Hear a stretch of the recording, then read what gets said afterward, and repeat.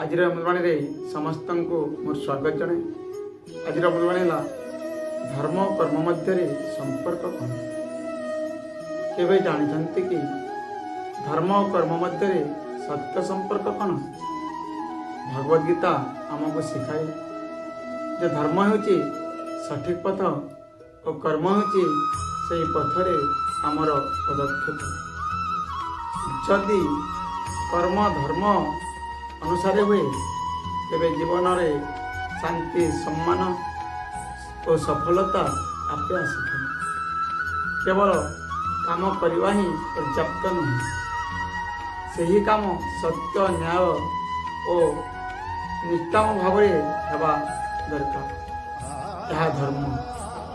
ଧର୍ମ ବିନା କର୍ମ ଦିଗହୀନ ହୋଇଯାଏ ଓ କର୍ମ ବିନା ଧର୍ମ କେବଳ ଚିନ୍ତା ହୋଇ ରହିଯାଏ। ତେଣୁ ଯେତେବେଳେ ଆମେ ନିଜ କର୍ତ୍ତବ୍ୟକୁ ସତ୍ୟ ଓ ଧର୍ମ ସହିତ ଯୋଡ଼ି ଦେଉ ସେତେବେଳେ ଭାଗ୍ୟ ମଧ୍ୟ ଆମ ପକ୍ଷରେ ଲେଖା ହୋଇଥାଏ।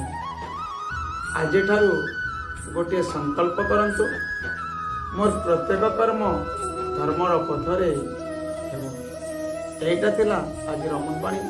ଏହି ଅମୃତବାଣୀଟିକୁ ସମସ୍ତଙ୍କ ପାଖକୁ ସେୟାର କରନ୍ତୁ ଏବଂ ଭଲ ଲାଗିଲେ କମେଣ୍ଟରେ ଲେଖନ୍ତୁ।